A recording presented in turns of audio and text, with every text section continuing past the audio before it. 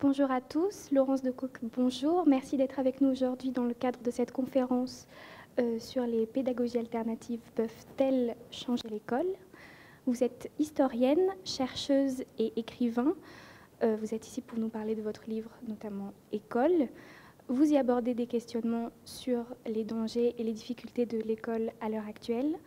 Vous vous inquiétez de l'avènement capitaliste et j'ai oublié le mot, néolibéral de l'école. Vous questionnez les questions de performance. Vous interrogez le rôle des parents et de la société sur le démantèlement de l'école publique. Et vous souhaitez une école émancipatrice, collective et démocratique qui pourrait être à l'écoute des besoins de chaque personne présente dans l'institution. Et vous parlez de l'institution de l'école allant de la maternelle à la fin de la maîtrise.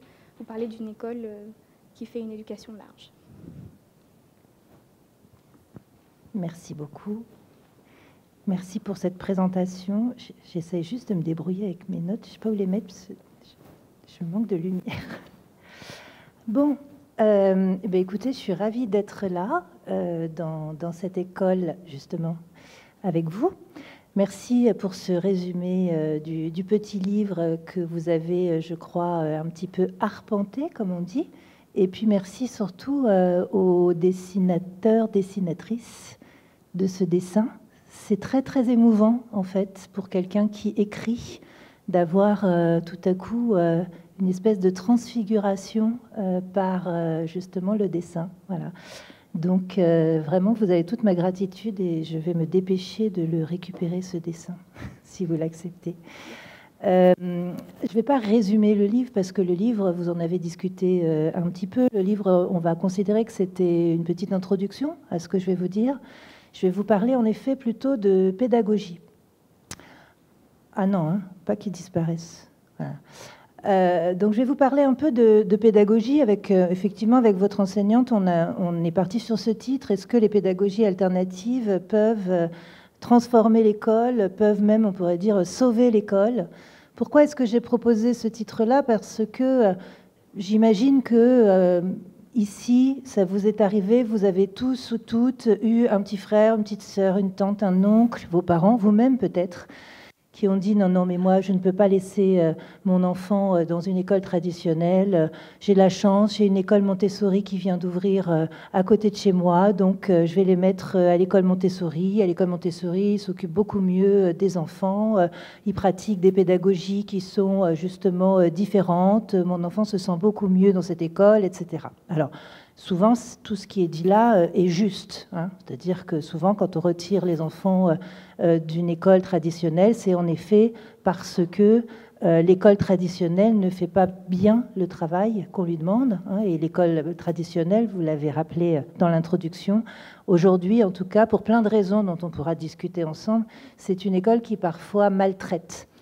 Donc, il y a ce mot qui est un peu comme une espèce de talisman, hein, qui est celui de pédagogie alternative. On va mettre nos enfants dans des écoles où il y a des pédagogies alternatives.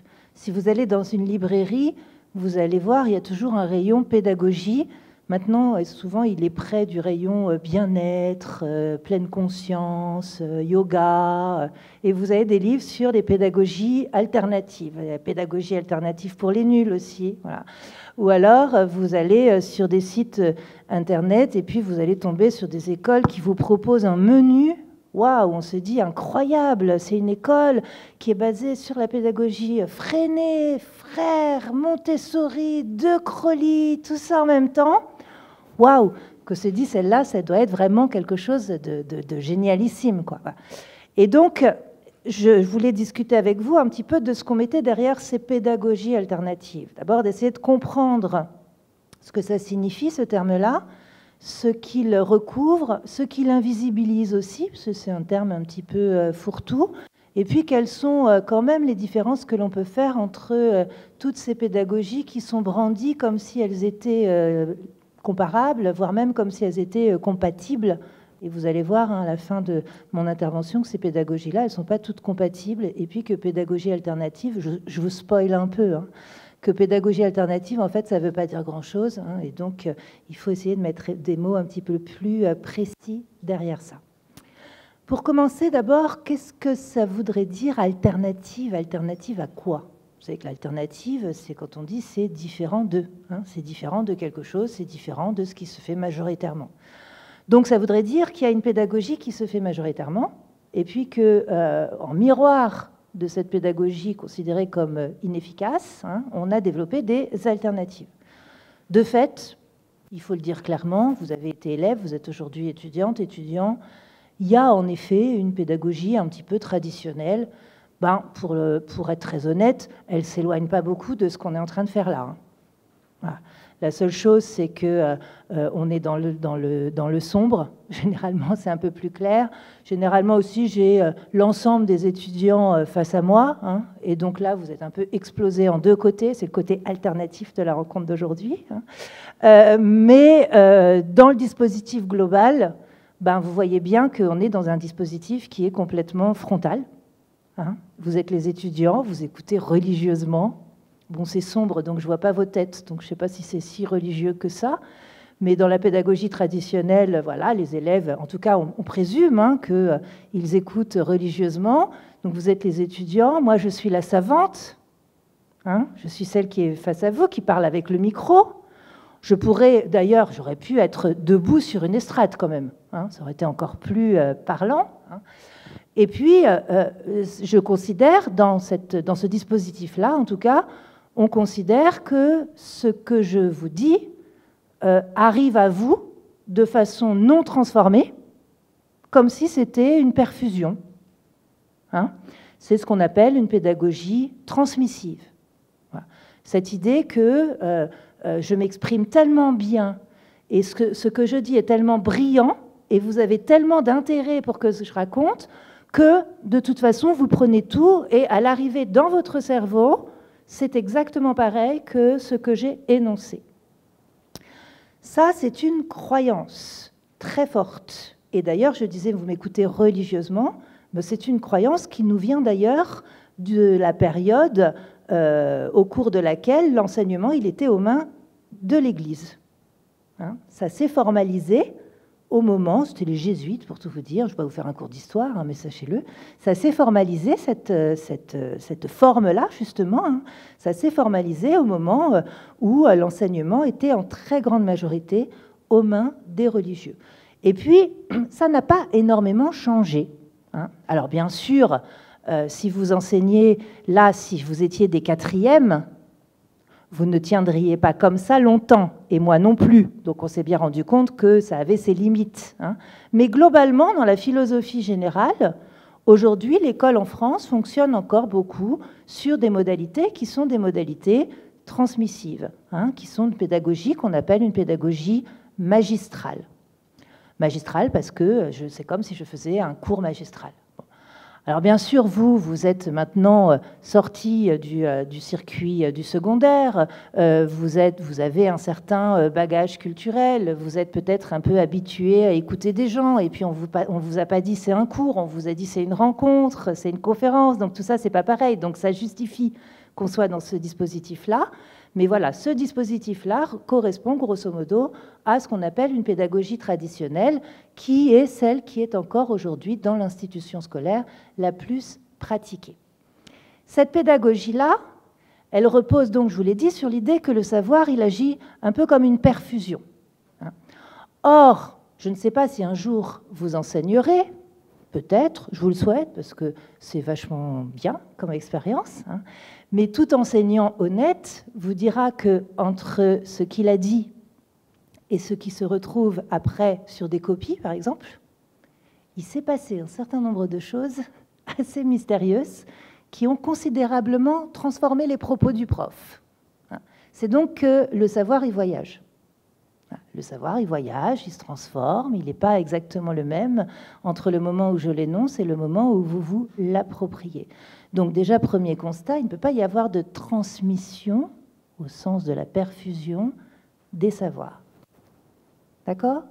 Ça, c'est une croyance qui correspond à un idéal d'élève qui est l'élève qui écoute, qui est l'élève qui a déjà un fort bagage culturel, qui a un fort capital culturel, comme on dit en sociologie. C'est l'élève qui a beaucoup de livres à la maison, c'est l'élève qui a été élevé dans un environnement familial qui lui-même est déjà une petite école, en fait. Hein, c'est le fils de prof, quoi, auquel on apprend à connaître les lettres à l'âge de 6 mois, les couleurs à l'âge de 7 mois, et qui a son premier livre rugueux pour le bain dès qu'il vient de naître, grosso modo. Voilà. Bah, lui, il est élevé dans une petite école. Donc, effectivement, cette pédagogie traditionnelle, elle est plutôt efficace avec des gens comme ça, avec des enfants comme ça, qui ont cette habitude, qui sont familiarisés avec la logique scolaire. Elle est beaucoup moins avec d'autres enfants, et notamment des enfants qui ne sont pas du tout dans cette norme-là. Et ces enfants, ils sont extrêmement nombreux. D'abord, il y a tous les enfants des classes populaires. C'est-à-dire des enfants qui n'ont pas été élevés dans cet environnement-là, pour lesquels la famille n'est pas une petite école. Ça ne veut pas dire qu'ils n'y apprennent rien. Hein. Ils ont appris beaucoup de choses, ces enfants-là aussi, hein, mais ce n'est pas les mêmes savoirs.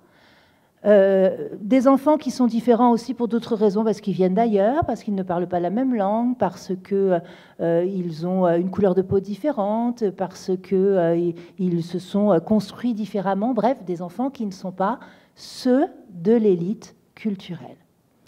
Pour ces enfants-là, très vite, on s'est aperçu qu'il fallait quand même réfléchir à d'autres modalités pédagogiques, à des pédagogies alternatives, à d'autres façons d'enseigner si on voulait justement que le savoir circule, que le savoir passe, que le savoir serve à quelque chose et surtout que ces enfants puissent s'approprier le savoir au même titre que les enfants dont je parlais tout à l'heure de l'élite culturelle.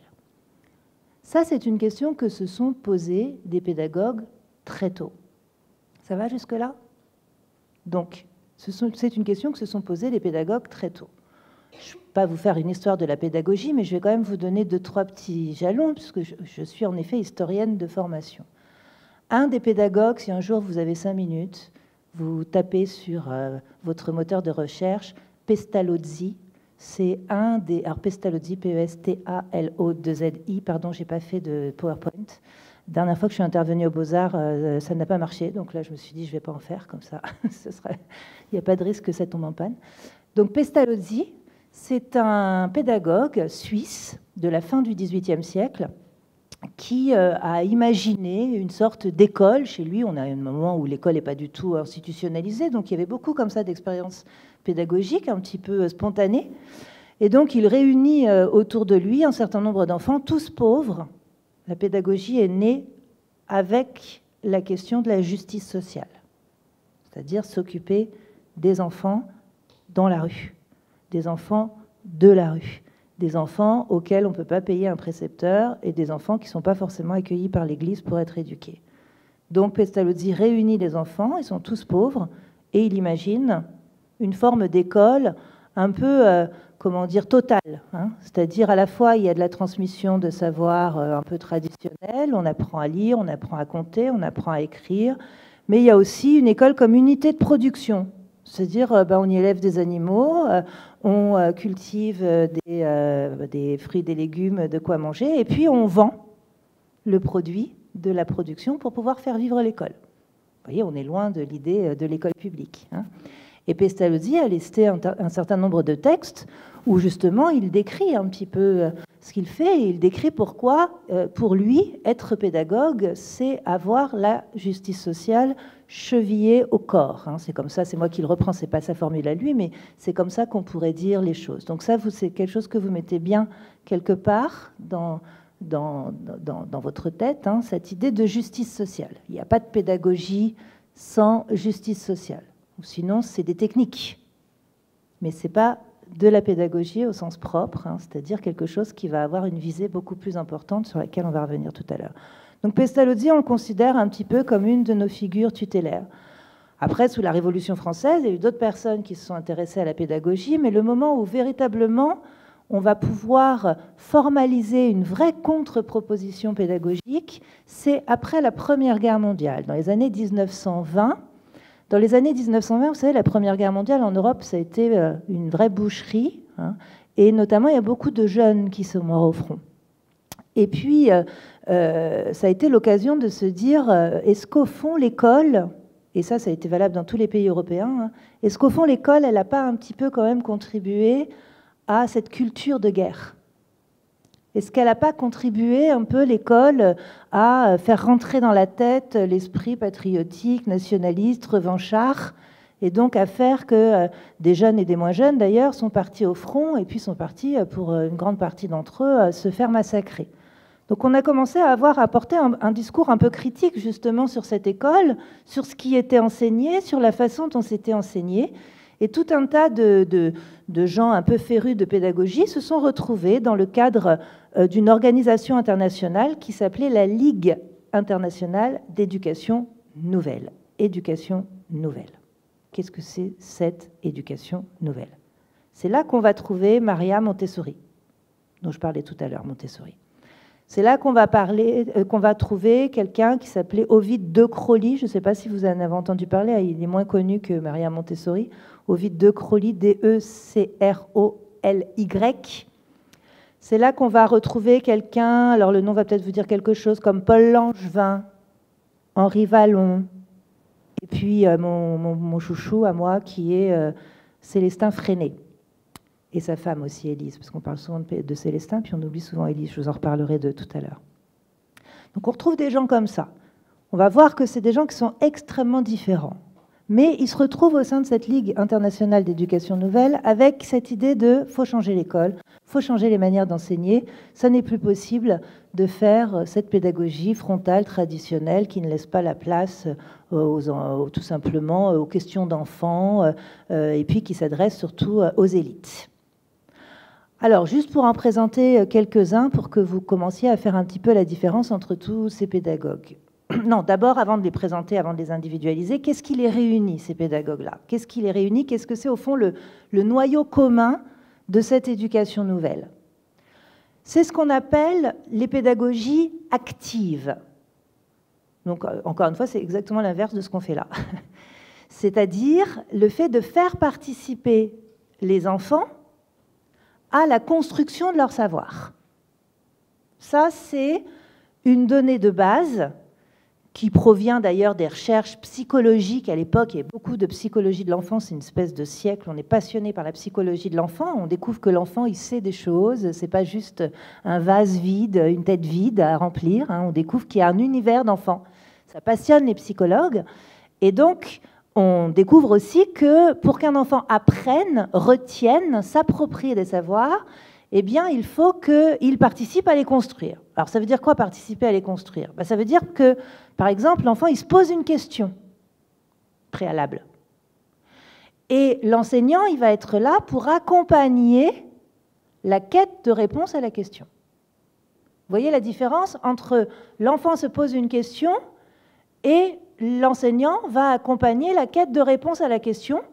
C'est très différent de l'enfant ne se pose pas de questions, l'enseignant lui balance des trucs et l'enfant dit « Ah oui, d'accord ». Et donc après, évidemment, ça lui sort de la tête, puisque forcément, il est passé à autre chose, le môme. En revanche, quand vous avez, vous, une question préalable, c'est-à-dire tout à coup, vous avez un problème.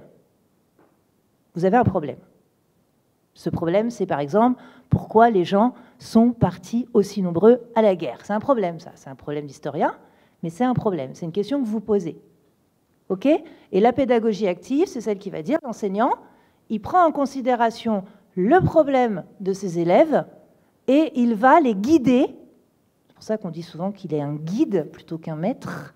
Il va les guider vers la quête de réponse. D'accord? Donc il va dire, là, il faut lire ça, il faut lire ça, il faut regarder ce texte-là, il faut aller à tel endroit, etc. Et puis petit à petit, on va accumuler des indices. Les enfants vont réfléchir, poser des questions, faire des hypothèses. Et puis au bout d'un moment, ils estimeront qu'ils ont un résultat. Ce sera le savoir scolaire en question à transmettre. D'accord? Ça, c'est les pédagogies actives. C'est le noyau commun, comme on dit, le petit dénominateur commun, comme on dit en mathématiques, de tous ces gens dont je vous ai parlé, de tous les gens qui participent à la Ligue internationale de l'éducation nouvelle. D'accord? C'est déjà pas mal. C'est déjà pas mal parce qu'effectivement, on se dit qu'en diffusant ce présupposé-là de pédagogie active, eh bien, on est beaucoup moins dans une pédagogie qui est une pédagogie sélective, une pédagogie un peu discriminatoire, hein, qui va davantage favoriser ceux qui savent déjà beaucoup et qui ne va pas s'intéresser à ceux qui ont d'autres formes de savoir. Ça va jusque-là? Donc c'est déjà beaucoup. Mais la question que je suis venue débattre avec vous, c'est est-ce que c'est suffisant pour changer l'école? Et puis, soyons fous, est-ce que c'est suffisant pour changer le monde? Ou changer la société? Parce que tout à l'heure, vous disiez, vous êtes très inquiète, Laurence Decoq, des effets du capitalisme et du néolibéralisme sur l'école. Ben oui, voilà, hein, oui. Donc, est-ce que ces pédagogies-là, celles que je viens de vous présenter très rapidement, est-ce qu'elles seraient suffisantes pour, comment dire, me rassurer sur mes inquiétudes, hein, et donc changer l'école ou changer la société? Cette question que je pose là, les gens du début du XXe siècle, de la Ligue internationale d'éducation nouvelle, ils se la posaient déjà. Car ça, c'est une règle de l'histoire, hein. Les hommes et les femmes n'étaient pas plus bêtes dans le passé qu'aujourd'hui. Et donc, la plupart des questions que nous nous posons aujourd'hui, les hommes et les femmes d'avant se les posaient aussi déjà. Pas tout à fait sur la même manière, parce qu'on n'était pas évidemment dans le même monde. Enfin, vous savez, début XXe siècle, la question du capitalisme, elle est extrêmement forte. Et je vais vous dire, elle pose beaucoup plus de problèmes au début du XXe siècle qu'aujourd'hui. Parce qu'en face, il y a des masses populaires qui s'organisent et qui ont bien compris que ce n'était pas génial pour eux, justement, ce modèle capitaliste. Donc, c'est une question que les pédagogues du début du XXe siècle se posent déjà. Sauf qu'ils ne se la posent pas tous. Alors, rentrons un petit peu, justement, dans les particularités de certaines et de certains dont j'ai déjà un petit peu distillé les noms. Maria Montessori, par exemple.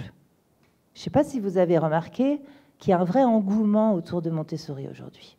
Si vous allez même dans un magasin de jouets, vous allez voir des jouets avec le label Montessori. Hein, c'est-à-dire que vous allez le payer 2 fois plus cher parce qu'il y a un label Montessori, alors qu'en bon, en fait, c'est juste une lettre rugueuse, hein, que vous pouvez même fabriquer vous-même. Mais aujourd'hui, c'est devenu un label marchand. C'est pas rien, hein. Une pédagogue dont je vous ai dit quand même que la pédagogie, c'était quand on avait la justice sociale chevillée au corps qui devient un label marchand, ça pose quand même un certain nombre de questions. Qui c'était Maria Montessori?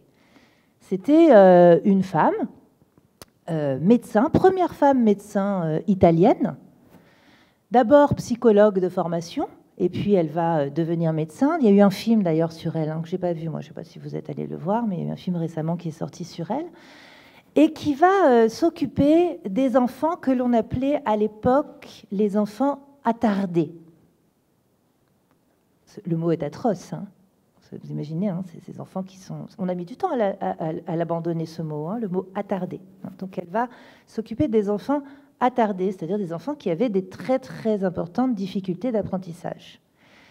Et elle les reçoit dans son cabinet, et elle les ausculte, et elle essaie de comprendre un petit peu ce qui bloque, hein, ce qui fait qu'il y a difficulté. Alors, il y a plein de raisons, hein, qui font que des enfants peuvent avoir des difficultés d'apprentissage. Il y a des raisons sociales, il y a des raisons de handicap. Voilà, ce n'étaient pas du tout les mêmes mots qu'on posait à l'époque qu'aujourd'hui, mais voilà, un certain nombre de choses qui faisaient que dans la pédagogie traditionnelle, les enfants ne s'en sortaient pas du tout. Et donc, elle développe sa propre méthode, qui est une méthode qui va partir du toucher. Parce que dans la pédagogie traditionnelle, le seul sens quasiment, les 2 sens qui sont mobilisés, c'est l'ouïe et la vue. Hein, vous m'écoutez, vous me regardez. Mais pour l'instant, je ne vous ai rien fait toucher. Je ne vous ferai rien toucher de toute façon.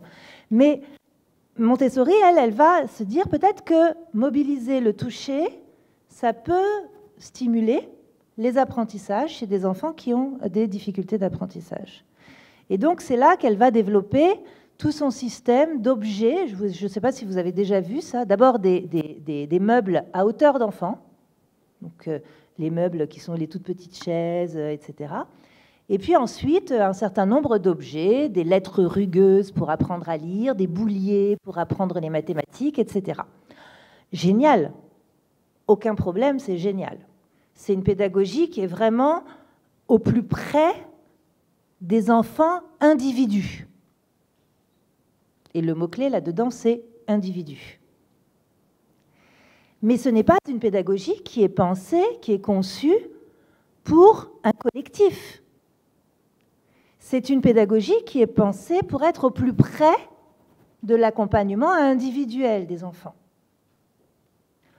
Donc Montessori, quand on lui a dit « Est-ce que la pédagogie Montessori, elle est là pour changer l'école et changer la société ?» Ce n'est pas du tout sa question. Hein. C'était d'autant moins sa question, si vous voulez, que quand Mussolini est arrivé au pouvoir, Montessori s'est très bien accommodé de Mussolini. Donc ce n'était vraiment pas fait pour changer le système. Il y a une dimension chez Montessori qui est extrêmement individualiste. Et c'est pour ça que ça marche encore aujourd'hui d'ailleurs.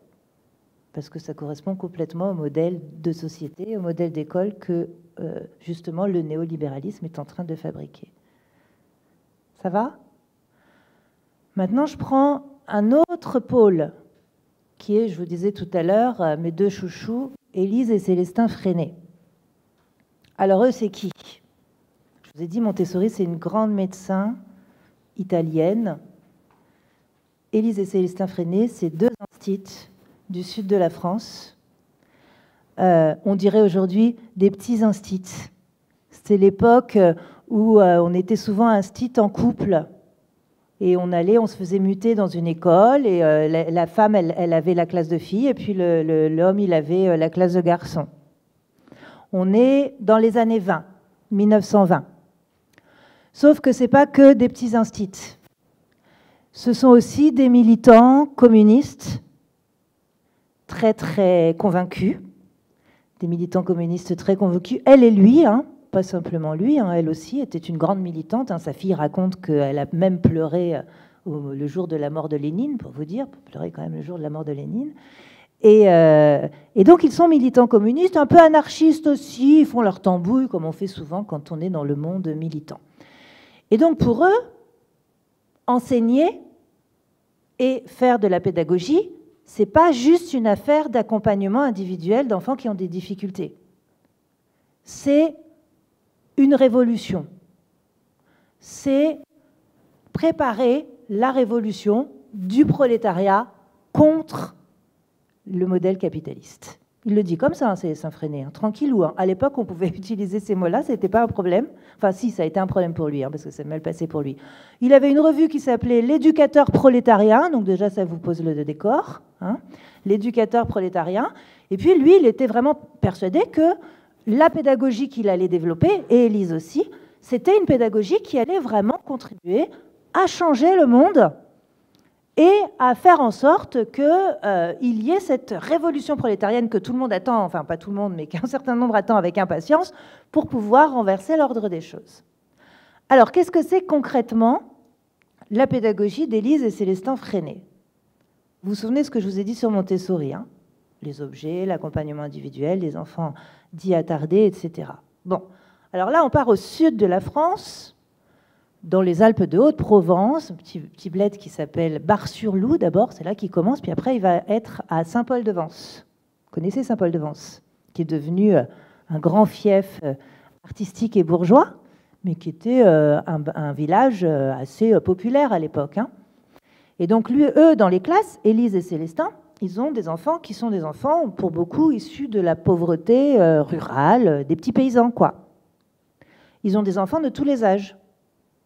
Puisque c'est encore le cas aujourd'hui dans certains villages, on a des classes multi-âges. Vous savez, on part des petits jusqu'aux grands, jusqu'au certificat d'études. À l'époque, on passait le certificat d'études. Donc, ils ont dans leur classe des enfants qui peuvent aller de 6 ans jusqu'à 13 ans. D'accord ? Célestin, il a été blessé au front. Enfin, pas au front, il a été blessé sur le front, au poumon. Il a perdu 70% de sa capacité respiratoire au front. Il a survécu, hein, mais il a perdu 70% de sa capacité respiratoire. Donc, il est tout jeune prof, hein, quand il est envoyé au front, enfin, il n'est même pas encore officiellement prof, il a une vingtaine d'années, et la première fois qu'il prend une classe, il prend une classe avec 70% en moins de capacité respiratoire et des enfants de 6 à 13 ans, une classe de 40. D'accord ? Donc, si vous voulez, au bout de quelques minutes, ça devient dur. Et là, il se dit, OK, déjà, il est militant, il est politique, il sait bien que l'école, c'est une école de la bourgeoisie, et en plus, il n'a pas le choix, il est handicapé, et il sait bien qu'il ne va pas pouvoir rester en pédagogie traditionnelle comme ça pendant aussi longtemps. Donc, il faut qu'il invente un truc. Il faut qu'il réfléchisse à des manières de faire cours, qui soient des manières de faire cours qui le protègent, et qui aussi permettent à tous les enfants d'entrer dans les apprentissages. D'accord? Donc, qu'est-ce qu'il va mettre en place? Il va mettre en place quelque chose qui est assez, pour le coup, extraordinaire, hein, quand on y réfléchit, enfin, en tout cas, en termes justement de potentiel émancipateur. Je reviendrai après hein, sur la question de l'émancipation. Il va mettre en place le système, alors je vous ai commencé par vous dire que ça allait être extraordinaire, donc je vais vous le dire, vous allez vous demander pourquoi c'est si extraordinaire que ça, de l'imprimerie à l'école. Je suis d'accord, ça ne jette pas des masses quand on le dit comme ça. Qu'est-ce que c'est l'imprimerie à l'école? On va imaginer une salle de classe, hein, et au milieu de la salle de classe, une imprimerie, mais vous savez, les vieilles presses, donc avec les lettres de plomb. Vous avez déjà vu ça, hein, les petites lettres de plomb, et puis c'est la presse, on prend la feuille, on met les lettres à l'envers. Hein. Bon, ça doit vous parler, il doit y avoir des techniques qui sont aujourd'hui recyclées un peu de ça. Et puis on presse, et donc on obtient un texte. Donc, ça part du principe suivant. 1, tous les élèves ont des choses à dire. Tous les élèves ont des choses à dire. Tout ce qui sort de la tête d'un élève, d'un enfant, on va dire enfant, c'est plus parlant comme ça, est digne d'intérêt. D'accord? Donc, on doit pouvoir laisser les enfants libres d'écrire ou de dire ce qu'ils souhaitent. C'est ce que Freinet va appeler les textes libres. Au nom de l'idée que, justement, il y a des savoirs, on les appelait à l'époque, c'est assez joli, il y a des savoirs enfantins. Ils savent des choses. Vous voyez déjà comment c'est différent de prendre des enfants qui savent plutôt que des enfants qui sont en difficulté et qui ne savent pas. Vous voyez la différence, hein? Donc là, les enfants, ils savent. Donc on va les laisser s'exprimer, faire des textes libres. Ils vont produire sur le sujet qu'ils veulent, produire un texte libre. Ensuite, parce que là, on est dans l'enfant individu, mais comme c'est une classe, eh ben, tout le monde va un peu lire les textes de chacun. Et puis, on va voter pour savoir quel texte on retient. Hop, collectif. On vote pour savoir quel texte on retient. Le texte qui est retenu, c'est celui qu'on va imprimer. Toute la classe s'y met.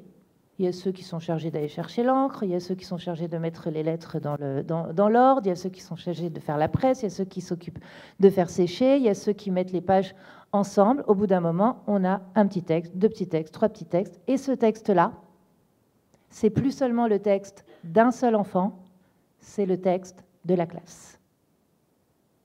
D'accord? Donc on est passé d'une production individuelle à une appropriation collective. Et pour finir, ce texte, il va rentrer dans les familles, ce qui va poser beaucoup de problèmes à Célestin Freinet, mais je n'ai pas le temps de vous raconter, mais si dans la discussion, peut-être je vous raconterai. Donc il va passer dans les familles, et puis il va être envoyé à d'autres enfants, parce que Freinet avait mis en place une correspondance interscolaire. Alors vous voyez, à partir d'un objet, l'imprimerie, on est déjà sur des choses qui n'ont rien à voir avec le simple fait d'avoir un objet, la lettre rugueuse, pour un enfant. D'accord? À chaque fois, il y a la médiation de l'objet, mais ce n'est pas la même pédagogie, ce n'est pas la même philosophie. L'idée de Freinet étant, vous l'avez bien vu là, hein, je favorise, la confiance que j'ai dans tous les savoirs enfantins, y compris les enfants du peuple, c'est comme ça qu'il les appelait, ou du prolétariat.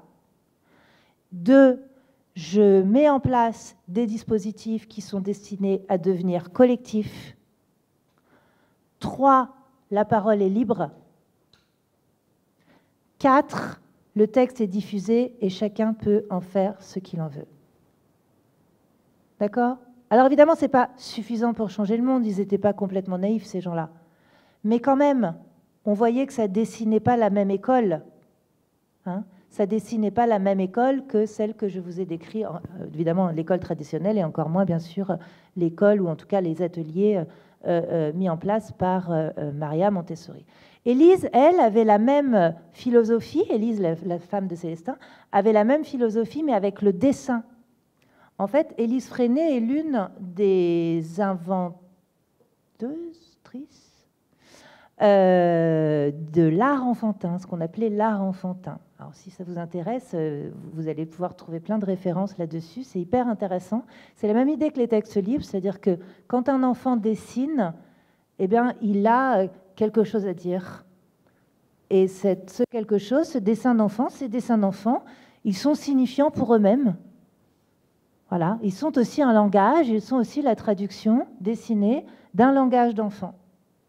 Et donc, elle va les faire travailler, elle avait des petits, elle va les faire travailler sur le rêve, etc. etc. Mais vous voyez, c'est la même logique. Et d'ailleurs, elle appelait ça le dessin libre, hein, qui va donner donc naissance à l'art enfantin.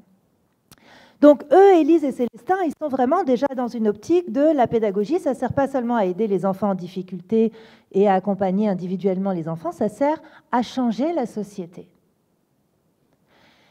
Où est-ce qu'on en est aujourd'hui de ça ? Alors d'abord, grosse parenthèse, je n'ai pas le temps de développer non plus, hein, mais souvent on me dit oui, mais bon, tout ça c'est un peu de la théorie parce que la preuve, ça n'a servi à rien, hein, et d'ailleurs c'est pas faux puisque la société n'a pas été changée, hein, si elle avait été vraiment changée, ça se saurait, et donc s'il y avait eu des effets concrets, ça se saurait. Bon, c'est pas tout à fait vrai, mais peu importe. Mais juste dans ces cas-là, un exemple. 1917, il y a une révolution en Russie, vous savez ça ? On parlait de Lénine tout à l'heure. Figurez-vous que Lénine avait une femme qui s'appelait Nadezhda Krupskaya, qui était passionnée par l'éducation nouvelle. Elle avait lu tout le monde. Elle avait lu Pestalozzi, elle avait lu tous les grands pédagogues du XVIe, XVIIe, XVIIIe siècle. C'était une fan d'un philosophe aussi qui s'est beaucoup intéressé à la pédagogie, qui est Dewey, D-E-W-E-Y. Elle connaissait ça très bien. Et Krupskaya était celle qui a complètement refondé de bout en bout le système éducatif d'abord de la Russie, puis de l'URSS. Des millions d'enfants alphabétisés. Je ne vais pas vous faire un tableau idyllique du système bolchevique, ça n'a pas duré longtemps, mais en tout cas au moment de la Révolution, enfin ça n'a pas duré longtemps dans son caractère idyllique, au moment de la Révolution, celle qui prend les bases de l'éducation nouvelle pour refonder intégralement l'école, c'est la femme de Lénine. Donc vous voyez, il y a un potentiel politique, avec une refonte complète de la pédagogie. Suppression complète de la pédagogie traditionnelle, formelle, frontale, et remplacement par des pédagogies actives, avec mise en activité des enfants, avec des conseils d'enfants, des délibérations, de la démocratie à l'échelle d'enfants, etc., etc. Bon, après, 10 ans plus tard, ça a été complètement dévoyé par Staline, mais vous voyez, ce serait faux de dire qu'il n'y a aucun potentiel subversif. C'est tout à fait possible. Quand on prend l'exemple de la Russie et de l'URSS, on n'est quand même pas sur des petits exemples non significatifs, hein, c'est énorme. Bon, mais malgré tout, en effet, c'est peut-être pas suffisant. Et puis surtout, cette réflexion sur les pédagogies actives, alternatives, eh bien, peut-être qu'il faut continuer justement à la pousser un petit peu pour que son potentiel émancipateur soit un petit peu plus affirmé. Et en particulier, il y a plein d'autres questions sur lesquelles on n'a pas encore discuté là, qui étaient des questions qui n'intéressaient pas forcément Élise et Célestin Freinet ou d'autres pédagogues de cette période-là. Par exemple, la question des discriminations entre enfants. La question de la place du maître par rapport aux élèves, de la domination du maître. Je vais y revenir. La question de ce qu'on appelle aujourd'hui des dominations. Ce n'est pas du tout le langage d'Élise et Célestin Freinet, cette question des dominations. Eux, ils sont marxistes, il n'y a qu'une seule domination qui compte, c'est la domination de classe. Hein. Il n'y a pas de féminisme, même ce ne serait pas tout à fait juste de dire que Élise était féministe, ce n'est pas vrai. Oui, elle était très active, elle était militante, mais la question du féminisme ne l'intéressait pas tellement, en fait. D'accord? Donc, c'est une pédagogie, on peut dire, qui pense la question de la domination, mais uniquement de la domination de classe. À partir des années 50-60, donc on va se rapprocher dans le temps, d'autres penseurs de la pédagogie vont émerger et vont assumer le caractère révolutionnaire de la pédagogie. Peut-être que vous en avez entendu parler, et cela j'en parle aussi dans le livre. Alors il y a des livres, dans le petit livre que vous avez arpenté, il y a déjà des ouvrages qui sont des énormes succès de librairie, et peut-être que vous en avez lu quelques-uns, je ne sais pas. Il y a par exemple ce livre qui s'appelle « Libre enfant » de Summerhill. Ça vous dit quelque chose ou pas? C'est une expérience qui a lieu en Angleterre, donc mise en place par quelqu'un qui s'appelait Neil et qui était d'ailleurs dans la Ligue internationale d'éducation nouvelle au début. C'est un féru de psychanalyse, lui, et il va ouvrir une école dans laquelle il décide que les enfants n'apprennent que ce qu'ils ont envie d'apprendre quand ils ont envie d'apprendre. Donc c'est l'école de la non-contrainte absolue. Ça existe encore, hein. Vous avez encore des écoles un petit peu comme ça, un peu inspirées par ça. Le lycée autogéré de Paris, par exemple, il est un peu inspiré par cette philosophie-là.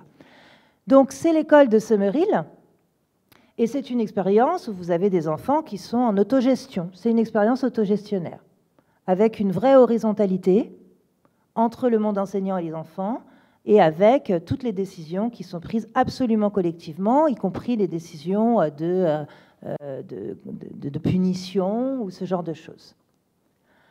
Et Neil a écrit un livre qui s'appelle « Libre enfant » de Summerhill, qui a été un succès de librairie absolument énorme. On pourra reparler, si vous voulez, de cette expérience-là. Il y en a un autre succès que vous connaissez peut-être aussi, qui est le livre de Ivan Illich, qui s'appelle « Une société sans école ». Alors là, lui, c'est même plus j'ouvre une école, c'est on supprime les écoles. Et on considère qu'en fait, tout lieu, c'est pas Ivan, je sais plus, c'est Vladimir, non, je sais plus son prénom, en tout cas c'est Illich. Tous les lieux sont des écoles, tous les espaces sont des lieux où on apprend. Ça, c'est sa philosophie. Pareil, il publie son livre, Une société sans école, énorme succès de librairie. Donc on se dit dans les années 60, waouh, il y a un engouement pour des pédagogies qui sont des pédagogies révolutionnaires, des pédagogies qui vont tout transformer, etc. Bon, en réalité, ça n'a que très peu d'effet dans le système traditionnel français. D'abord parce qu'en fait, il y a très peu de pistes pédagogiques dans ces livres-là. C'est plutôt des livres de théorie sur ce que serait finalement une société libérée de cette école extrêmement contraignante, que l'on compare à des casernes, que l'on compare aux prisons, etc., etc. Et puis, vous avez un autre pédagogue. Je fais vite hein, pour ne pas être trop longue, hein, donc forcément, je fais une chronologie un petit peu voilà, rapide. Un autre pédagogue qui d'ailleurs apparaît sur le dessin que vous avez fait, qui lui n'est pas français, ah non, bah, je sais plus, qui lui n'est pas français, qui est brésilien, dont vous avez peut-être entendu parler aussi, qui s'appelle Paulo Freire, F-R-E-I-R-E. Donc là, on va vraiment commencer à rentrer dans les pensées beaucoup plus modernes de la pédagogie. Paulo Freire, dans les années 60, alors lui n'est pas un enseignant en école, c'est plutôt un éducateur. Hein, il ferait plutôt aujourd'hui ce qu'on appelle de l'éducation populaire. Il travaille au Brésil et il va s'occuper de l'alphabétisation des paysans du sud-est brésilien, où on avait un très très fort taux de paysans non alphabétisés.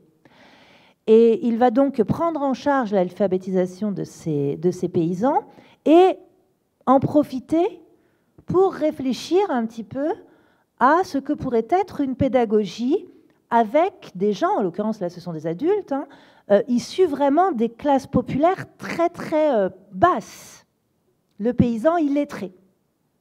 Hein. Et donc, il réfléchit à ça et il développe, c'est un philosophe aussi, hein, il développe une véritable théorie de l'émancipation. Le mot est jeté et on va terminer là-dessus. Une théorie de l'émancipation. Que dit-il, pour le dire de façon un peu schématique? Il dit que la pédagogie dont je vous parle depuis tout à l'heure, la pédagogie traditionnelle, frontale, etc., lui, c'est ce qu'il appelle la pédagogie bancaire. Ça veut dire quoi? Ça veut dire que c'est un peu la pédagogie du gavage d'oie. D'ailleurs, vous avez vu, moi, vous ne voyez pas, mais moi, je vous vois. Ça fait 45 minutes que je vous parle et déjà, ça commence à être un petit peu long, ça bouge, il y a d'autres choses qui... Et c'est normal. On a tous un temps de concentration maximum. Donc, la pédagogie du gavage d'oie ou la pédagogie bancaire, bah, c'est ce que je vous disais tout à l'heure, la perfusion, etc. Évidemment, avec des paysans du sud-est illettrés auxquels il faut apprendre à lire, ça ne marche pas du tout. Donc, cette pédagogie bancaire, cette pédagogie du gavage d'oie, c'est une pédagogie qui n'est pas une pédagogie émancipatrice. En fait, en gros, la pédagogie bancaire, pour maintenir le silence, il faut de la coercition. En fait, il faut que je sois autoritaire. Il faut que je vous dise de vous taire. Donc, on n'est pas du tout dans une logique d'émancipation. On est dans une logique autoritaire. D'accord? Donc, lui va développer plutôt une théorie de l'émancipation. Qu'est-ce qu'elle dit, sa théorie de l'émancipation? Elle dit qu'en gros, il y a 2 étapes auxquelles il faut parvenir. Première étape, la conscientisation. C'est un mot très très fort chez Paulo Freire. Alors, il y a plein de choses qu'on retrouverait chez Freinet, hein, mais juste le vocabulaire n'est plus le même. La conscientisation des rapports de domination. Qu'est-ce que ça signifie? Ça veut dire que dans le cadre d'une interaction sociale, donc une interaction sociale, c'est entre vous et moi, entre Vanessa et moi, une interaction sociale, bah, c'est au moins 2 personnes interagissent. Dans le cadre d'une interaction sociale, se jouent des rapports de domination, toujours. Ces rapports de domination, il faut les conscientiser.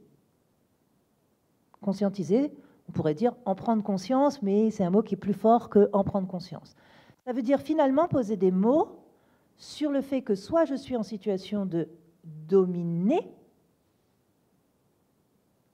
donc je suis en situation de dominer parce que je suis racisée, parce que je suis une femme, parce que je suis un élève et que c'est le prof qui me parle, etc., etc. Soit je suis en situation de dominant, parce que la conscientisation, c'est pas que pour les dominer, et ça c'est un point extrêmement important. Donc soit je suis en situation de dominant, et donc je dois faire en sorte que cette domination, elle soit la moins importante possible. Donc, conscientisation des rapports de domination. Ça qui va passer notamment par le fait de parler de soi, parler de ce qu'on subit, hein, parler de ce qu'on subit, parler des discriminations, parler de la façon dont, de trajectoire de vie, etc. On pourrait s'arrêter là et c'est déjà pas mal, parce que prendre conscience de sa place dans le cadre d'un rapport de domination, c'est une sacrée libération. Je ne sais pas si ça vous parle, hein, mais c'est une sacrée libération. Tout à coup, hein, c'est vraiment une étape, je veux dire individuellement, c'est une étape qui est totalement, des fois elle est douloureuse, hein, mais à l'arrivée, elle est jubilatoire parce que c'est une libération. C'est parce qu'on se libère d'un truc sur lequel on n'avait pas pu poser de mots. Donc c'est une première étape. Et d'ailleurs, souvent, les penseurs de l'émancipation, ils s'arrêtent à cette étape-là, en disant, ben voilà, déjà, voilà, on a posé des mots sur le rapport de domination, hein, et donc c'est déjà une étape tout à fait intéressante. D'autres vont dire, on ne s'arrête pas là.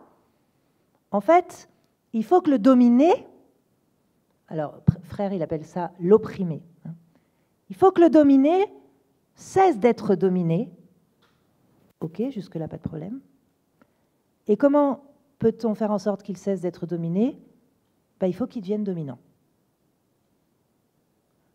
Ben, ça, c'est la vision néolibérale.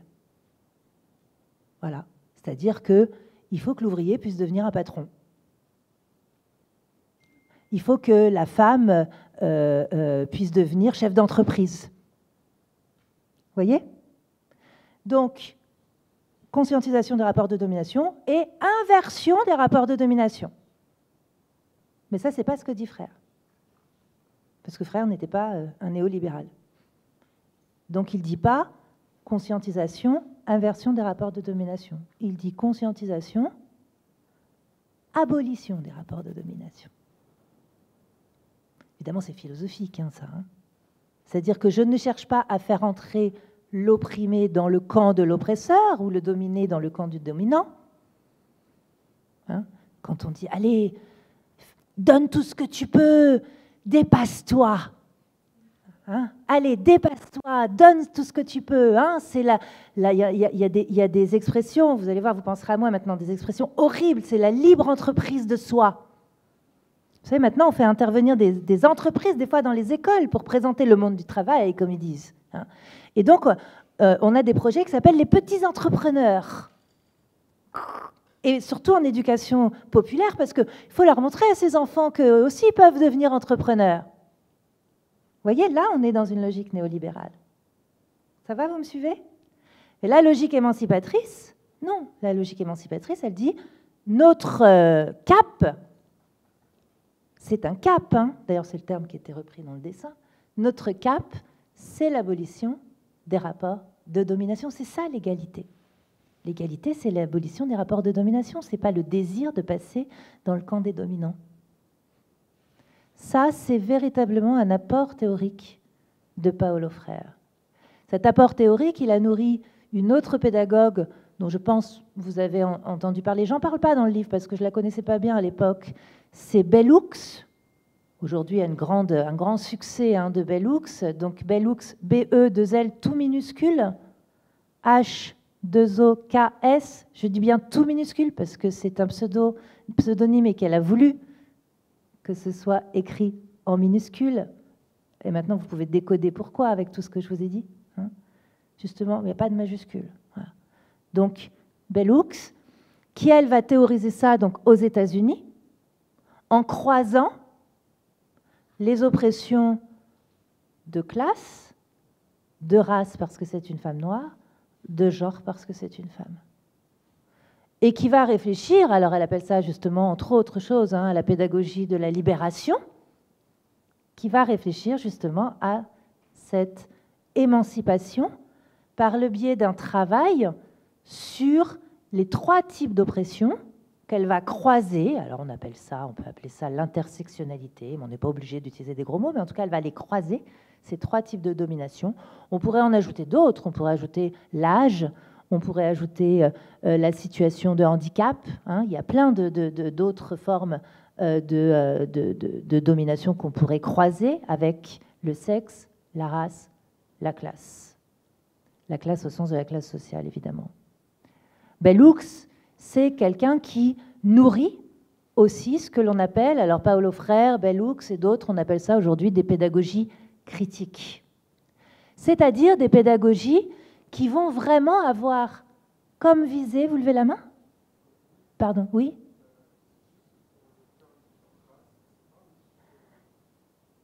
Alors, race au sens des sciences sociales, évidemment, hein.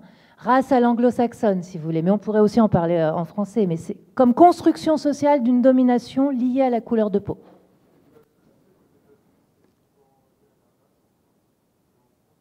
Alors, les sciences sociales, aujourd'hui, travaillent à partir de ce mot de race, mais certains le contestent, donc vous avez raison de poser la question.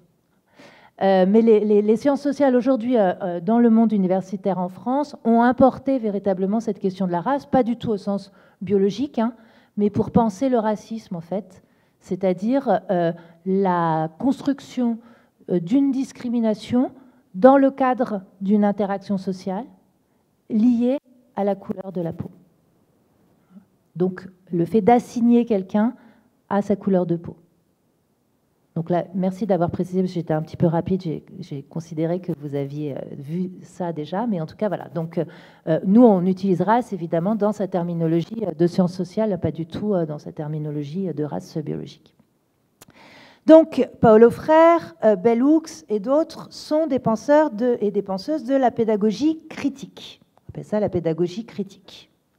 Vous l'avez compris, c'est donc une pédagogie qui va avoir comme cap une abolition des dominations. Et pour cela, développer un certain nombre de techniques qui vont justement rendre possible, ou en tout cas souhaitable, l'idée que les élèves, en 2 temps presque, mais en réalité c'est simultané, s'émancipent d'abord individuellement, par le biais de tout un travail sur la critique, la connaissance de soi, le bien-être, l'objectivation de son environnement social, etc. Donc d'abord une émancipation individuelle, puis une émancipation collective, que dans un autre livre j'appelle une émancipation sociale, à savoir que cette émancipation individuelle, elle n'est pas destinée à devenir un petit trésor qu'on garde pour soi. Hein, c'est une émancipation qui n'est possible que parce que le voisin, la voisine s'émancipe aussi. Donc je ne m'émancipe pas contre toi, en concurrence avec toi, et ça c'est vraiment le cas de l'école aujourd'hui. Par exemple, le système de notes, c'est ça. C'est une mise en concurrence permanente, et la souffrance de certains lycéens et lycéennes dont on parlait, c'est ça aussi. C'est cette quête de performance. La performance, c'est toujours un classement. Il n'y a pas de performance s'il n'y a pas de classement. Donc s'il y a un classement, ça veut bien dire que c'est contre. On peut appeler ça comme on veut, mais c'est toujours contre l'autre. Donc ce n'est pas une émancipation contre, mais c'est une émancipation grâce à l'autre. Vous voyez ? Alors juste pour terminer, j'avais prévu de vous dire plein d'autres choses, mais on va le faire dans le cadre de la conversation. Juste pour terminer, ça m'a fait un petit peu réfléchir et ça m'intéresserait d'avoir votre avis là-dessus en tant qu'étudiant, étudiante d'école d'art. Parce que vous êtes dans une posture qui est un peu une posture en tension là-dessus. C'est-à-dire que d'un côté, on vous demande de trouver, de développer votre propre langage, vos propres pratiques, voire même, c'est peut-être pas votre vocabulaire, mais percer. Hein? Je ne sais pas si c'est ça que vous dites, mais voilà. On a son nom quelque part, on est reconnu pour ci, reconnu pour ça, etc. Et je comprends, enfin, je veux dire, c'est complètement légitime. Mais du coup, quelle est votre posture par rapport au collectif? C'est-à-dire, qu'est-ce que vous, j'allais dire, prenez des autres, mais évidemment dans la réciprocité? Comment faites-vous, vous, pour éviter ces rapports de domination? Quand même, ce que j'ai fait, c'est quand même vachement mieux que toi. Hein?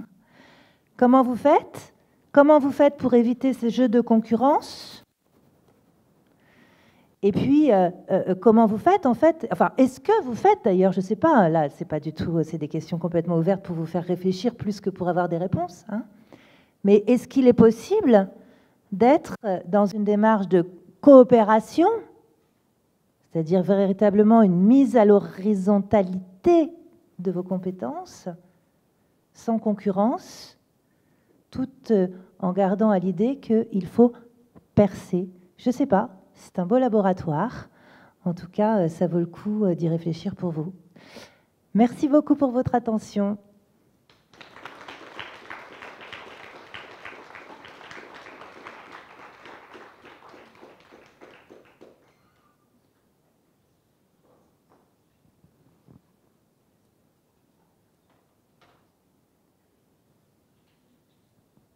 C'est le moment gênant. Après, je peux raconter plein d'histoires. Moi, j'adore raconter des histoires.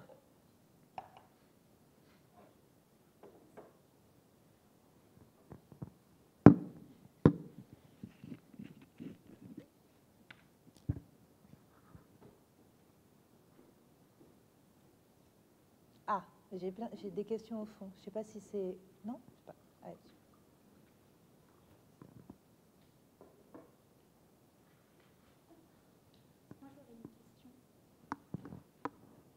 Qu'est-ce qui vous a incité à faire toutes ces démarches, tous ces livres? quel est le point pour lequel vous vous êtes dit ça m'intéresse et j'ai envie de continuer vers ça? C'est une très bonne question parce que moi aussi, j'ai dû conscientiser à partir justement d'une trajectoire personnelle, essayer de poser des mots sur pourquoi j'en étais là en fait. Ouais, c'est vrai. Qu'est-ce qui m'amène à avoir travaillé là-dessus et à toujours tourner autour de cette question-là, parce que même si j'ai fait plusieurs livres, même si je suis historienne, en fait, il y a beaucoup de points d'accroche. C'est toujours un peu la même question, c'est-à-dire, 1, pourquoi l'école dysfonctionne, 2, comment faire pour que les enfants les plus vulnérables s'en sortent aussi bien que d'autres. C'est 2 questions que je fais travailler régulièrement avec plusieurs objets. Alors, comment j'en suis arrivée là? Je crois que, 1, j'étais pas une bonne élève. Et c'est pas... Alors, j'étais pas une bonne élève parce que je m'ennuyais à l'école. Et je m'ennuyais à l'école en tant qu'enfant plutôt de la bonne bourgeoisie. Pas la classe populaire, l'enfant des classes populaires qui n'arrive pas à suivre.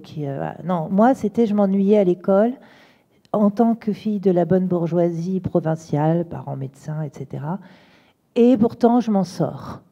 C'est super bizarre. J'étais ultra absentéiste, j'en avais rien à faire, je fumais des pétards, enfin je ne devrais pas vous dire ça, mais c'était ça mon adolescence. Donc j'allais très très peu à l'école et je réussis, j'ai mon bac avec mention, etc. Donc vous voyez le poids de la... C'est pas parce que je suis très intelligente, c'est le poids aussi de ce qu'on appelle en sociologie la socialisation familiale.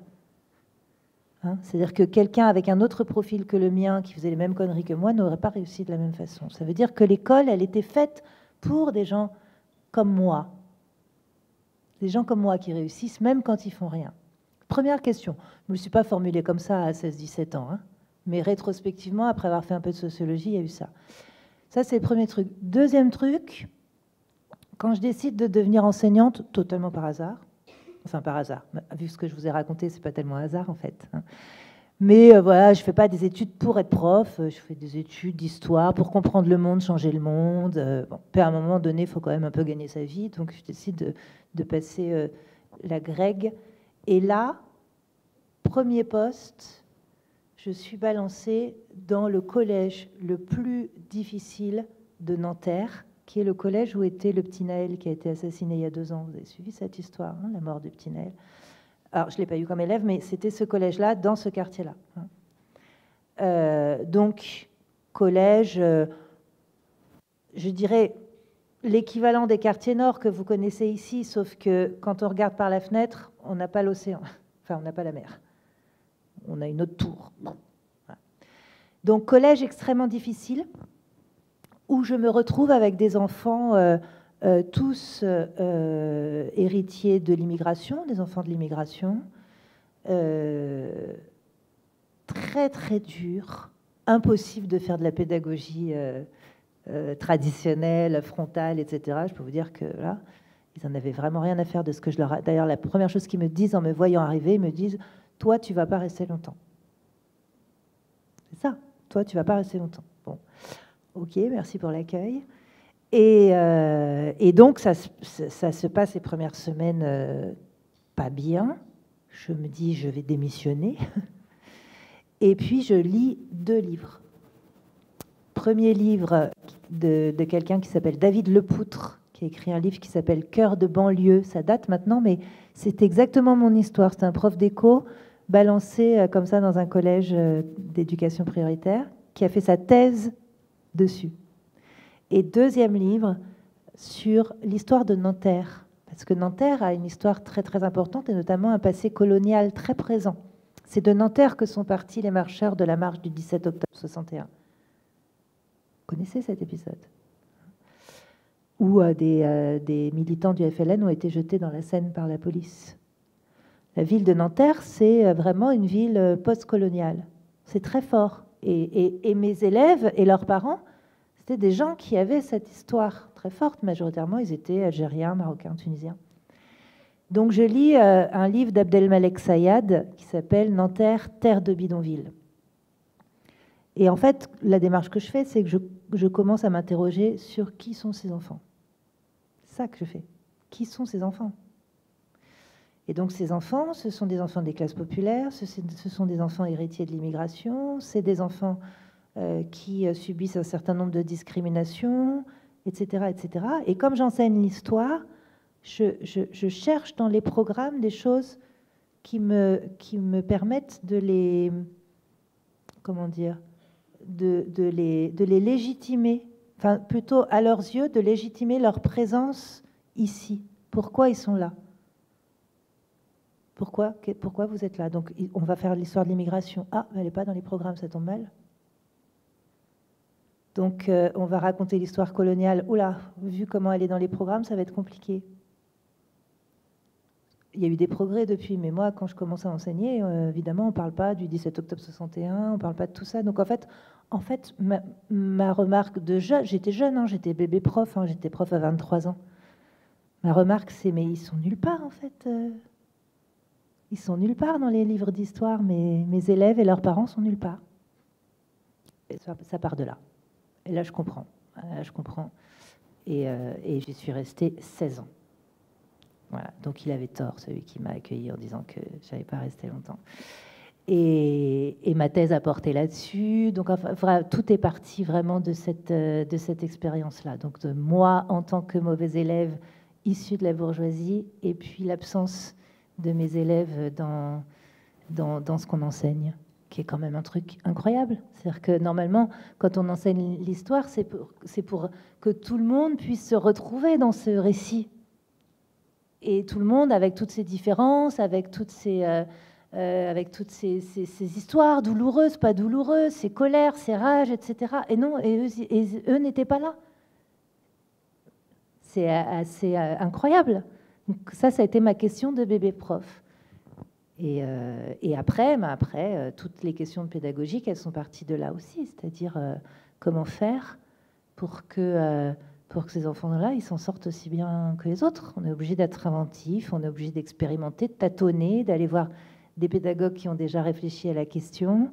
On se plante beaucoup hein, quand on est prof. Hein. Ça se dit pas ça, mais il faut le dire. Hein. On se plante, puis des fois ça marche, puis on se replante, puis on refait la même chose avec d'autres, et puis ça a super bien marché, et puis la fois d'après ça marche pas. C'est normal, c'est des relations sociales. Voilà. Donc voilà. Et à chaque fois que j'expérimentais des choses, j'essayais après de les mettre à distance pour les théoriser. Ça, c'est l'acte de naissance de tous mes livres. Même ceux que j'ai faits pour les enfants. Parce que j'ai aussi écrit des livres pour les enfants. C'est toujours ça. C'est toujours ces premiers élèves-là que j'ai en tête. Ils sont grands maintenant, mais toujours pour eux.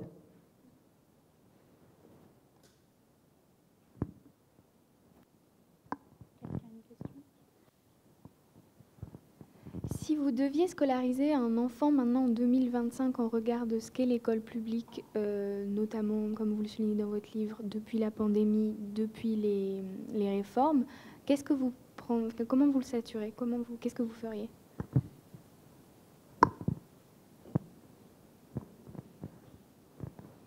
Eh bien, c'est une très bonne question. Alors évidemment, ça dépend de où on vit. C'est déterminant. Alors moi, je suis une farouche défenseuse de l'école publique. En fait, pour une raison, j'espère que vous avez comprise, qui est que pour l'instant, c'est la seule école accessible aux enfants les plus vulnérables.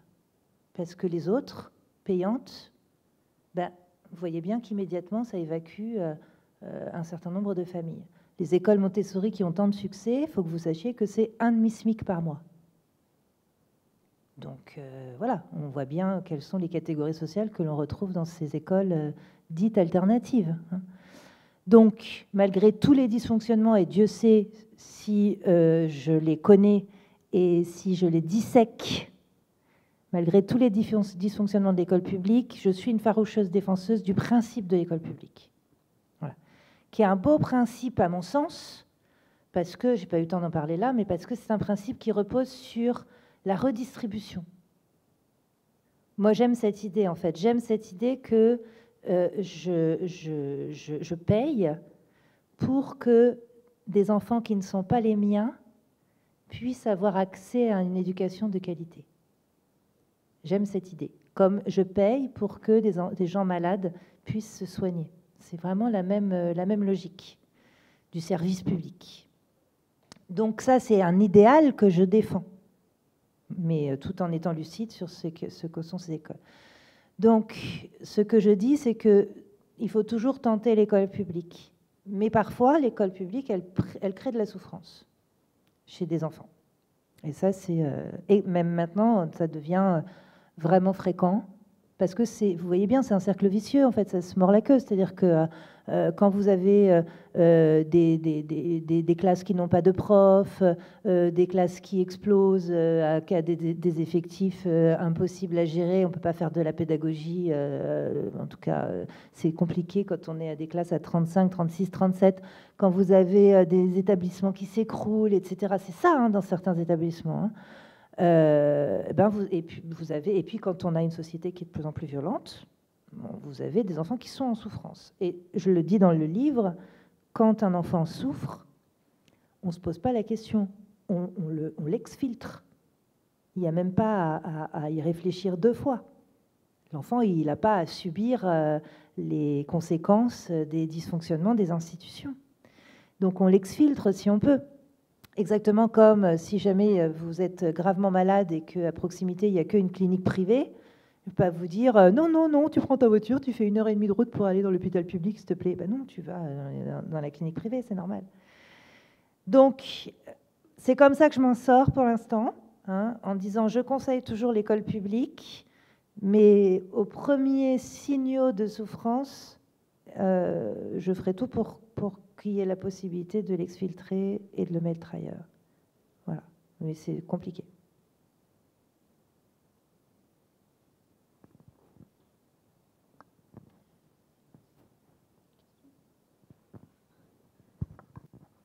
Et du coup, vous envisagez quoi comme ailleurs ?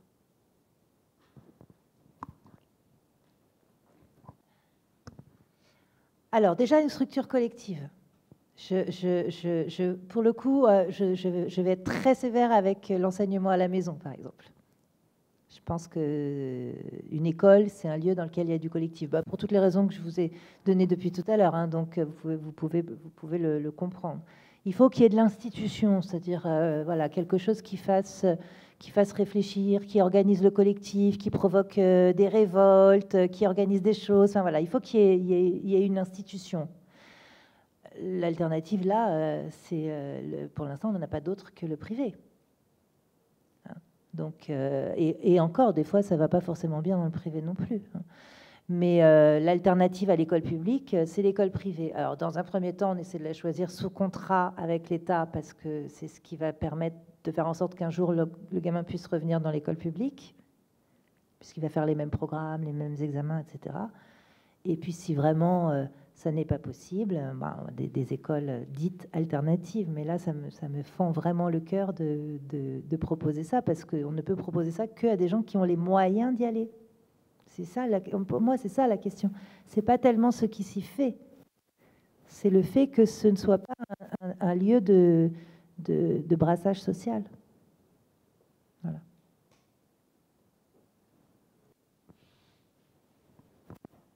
Moi, j'aurais une question.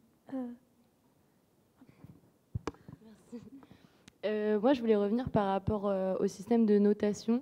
Est-ce que tu as des idées de comment on pourrait les remplacer ?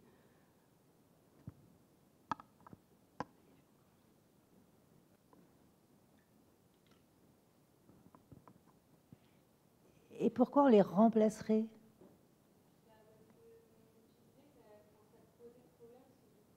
Oui, mais pourquoi est-ce qu'on les supprimerait pas ? Ah, parce que remplacer, c'est trouver un autre système de noter. C'est ça que ça voudrait dire, remplacer.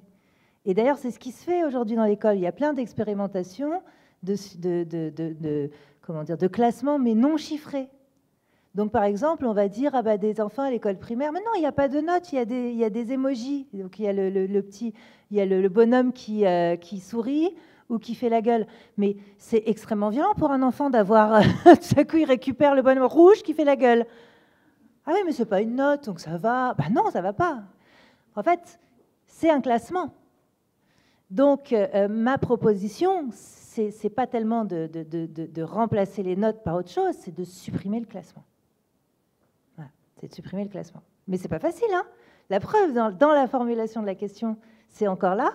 Et puis, des fois, c'est pas les mômes qui sont les plus rétifs à ça, c'est les familles. C'est les premières questions que les parents posent quand vous ramenez une note à la maison. Mais il a eu combien, machin? Mais elle a eu combien? Les parents, ils ont besoin de vous classer. Ah, tu as eu 12, et tout de suite, vous allez dire, vous avez vu sur les bulletins, il y a la moyenne de la classe. Ah, je suis au-dessus de la moyenne de la classe, je suis en dessous de la moyenne de la classe. On est toujours, en fait, en train de se classer. Alors, c'est très compliqué, il y a des classes où on ne peut pas supprimer complètement ce système de classement, c'est les classes à examen. Et il y en a de plus en plus des classes à examen, parce que contrôle continu, etc., etc. Mais tant qu'on peut, on ne classe pas. Alors, la pédagogie freinée, elle permet de ne pas classer, parce que elle repose sur quelque chose qu'on appelle un plan de travail, qui est en fait l'élaboration avec l'élève de sa trajectoire de travail, avec une planification. Où est-ce que je vais en être à tel moment? Qu'est-ce que je me fixe pour la semaine prochaine? Quelle discipline je vais travailler plutôt qu'une autre? Et régulièrement, une forme d'auto-évaluation. Est-ce que j'en suis là où j'avais prévu d'en être? Un dialogue avec l'enseignant, etc. Mais pas de comparaison des plans de travail. Donc là, il n'y a pas de classement.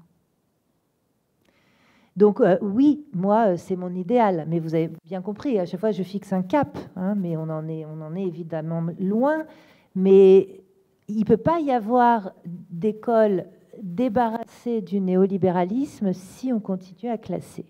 Parce que ça, vous pouvez le faire dans tous les sens, vous pouvez y réfléchir dans tous les sens. À partir du moment où il y a classement, il y a concurrence. Ça n'est pas possible autrement. Même si c'est votre meilleur copain, vous l'adorez, vous allez l'aider, etc. Mais non, ça reste quand même un classement.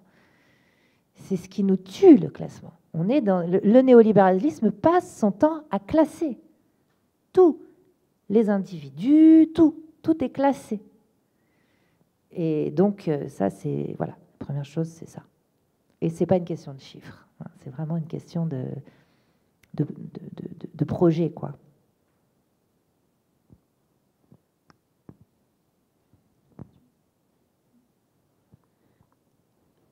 Tout à l'heure, vous nous avez...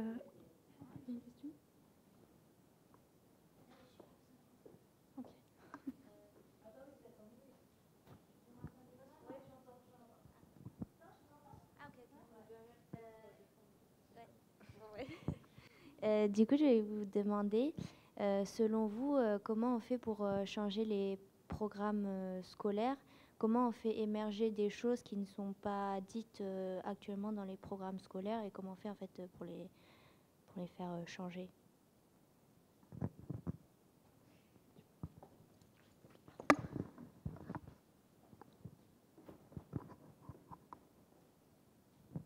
Alors, très rapidement, les programmes scolaires, je vous explique comment ça marche.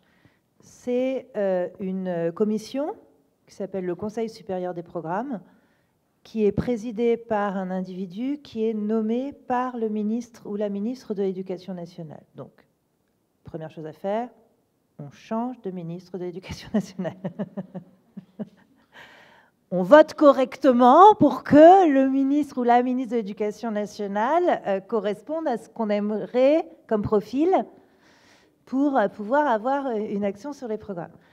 Ensuite, dans cette commission, il y a tout un tas de gens différents, des inspecteurs, des inspectrices, des profs, des gens de la société civile. C'est pas mal foutu d'ailleurs, hein, c'est plutôt bien conçu. C'est-à-dire que c'est vraiment l'idée que les programmes scolaires, c'est la préoccupation de tout le monde, de toute la société, pas simplement les profs.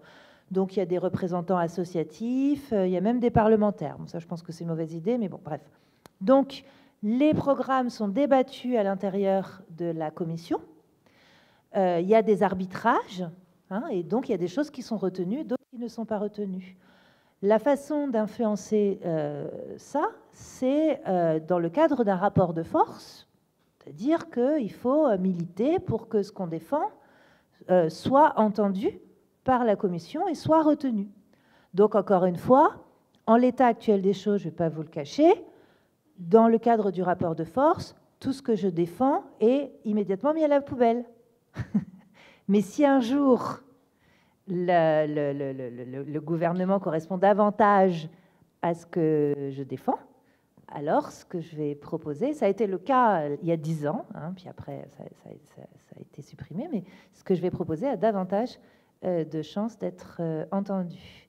Donc c'est un rapport de force, donc c'est de la mobilisation qui est une mobilisation politique. C'est un problème politique, la question de ce qu'on enseigne. Hein. C'est vraiment pas un problème des profs.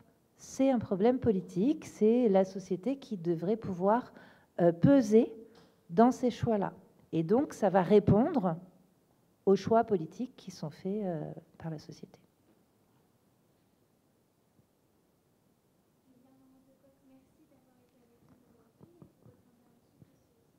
Merci à vous toutes et tous.